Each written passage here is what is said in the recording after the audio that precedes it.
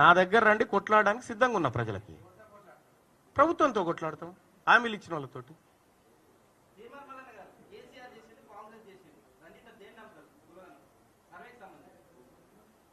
కేసీఆర్ చేసినది కొంత కొంత పర్ఫెక్ట్ గా అనిపించింది. అయితే బయట పెట్టలేదు, కానీ ఆ ఎంహెచ్ఆర్డి వెబ్సైట్ లో ఉన్నాయి అవి.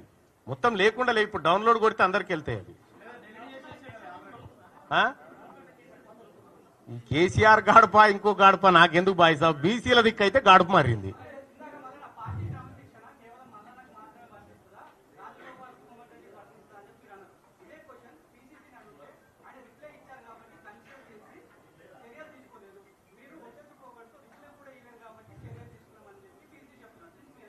ఇప్పుడు నా దగ్గర వీడియో ఉంది, నేను రిప్లై ఇయ్యలేదని చెప్పి ఆయనే చెప్పిన వీడియో ఉంది, ఇంటవా? ఎందుకంటే కోమటిరెడ్డి వెంకటరెడ్డి గారే చెప్పిండు ఈ మాట, నేను రిప్లై ఇయ్యను, ఏం చేసుకుంటావో చేసుకోపో, గీలకిస్తానా అని చెప్పి పోయిండు. ఇయ్యలేదు బాయ్ సాబ్, అది ఇయ్యలేదు. అంటే వాళ్ళకో న్యాయం మాకో న్యాయం కాదు కదా, అట్లా. మా రథం లాగడానికి ఆమె కూడా వస్తాడే, మేమెందుకు వద్దంటాం?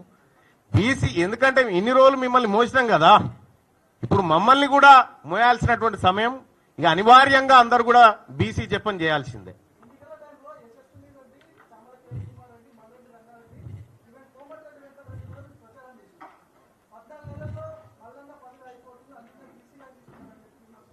అంటే ఒకటి, ఆ రోజు వాస్తవానికి కాంగ్రెస్ పార్టీ అభ్యర్థులు గెలిస్తే, కేంద్రంలో కాంగ్రెస్ పార్టీ అధికారంలోకి వస్తే కులగణన జరుగుతుంది అనేటువంటి ఒక బలమైన ఆకాంక్ష మాలో ఉన్నమాట వాస్తవం.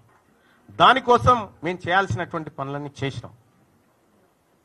వాళ్ళని గెలిపించుకోవడం అంటే రాహుల్ గాంధీ గారిని గెలిపించుకోవడం అని చెప్పినాం కూడా. సో కాబట్టి నేనేమంటున్నా, కాంగ్రెస్ పార్టీ అధికారంలోకి రావడానికి రాహుల్ గాంధీ గారిని ప్రధానమంత్రిని చేయాలనేటువంటి ఆకాంక్షతోటి చాలా వర్క్ చేసినాం. కానీ దురదృష్టవశాత్తు ఆయన ప్రధానమంత్రి కాలేకపోయాడు.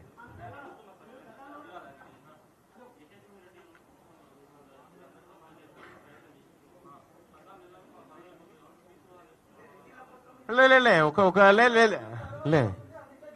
అదే అదే అది అది నాకు వినిపించదు. నేనేమంటున్నా అంటే, నేను 14 నెలల్లో పదవి అయిపోతే మళ్ళీ గెలవాలనుకుంటే నేను వీళ్ళందరూ జోక్కుంటా కూర్చోవాలి బాయ్ సాబ్. విషయం ఏంటంటే, ఎక్కడ బాయ్ సాబ్ రెడ్లను తిట్టింది? నేను ఒకటి ఏమంటున్నా, తీన్మార్ మల్లన్న రెడ్లను తిట్టింది ఒక వీడియో చూపి నోటి మాట వద్దు, చూపి నీ దగ్గర ఏమైనా ఆధారం ఉంటే. విడాకుల సభ తిట్టా?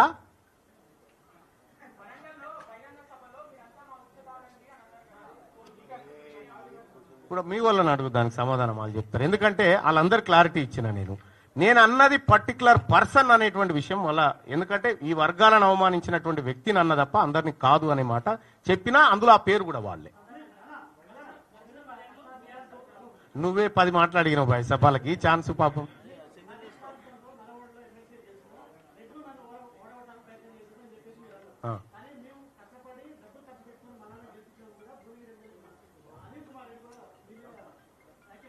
ఇప్పుడు నేను ఒకటి ఏం చెప్తా ఉన్నా, తీన్మార్ మల్లన్న, ఈ రఘు, జర్నలిస్టులు మీరందరు కలిసి పోరాటం చేస్తే ఏర్పడ్డ వేదిక మీద వచ్చి కుర్చీలు వేసుకొని కూర్చో.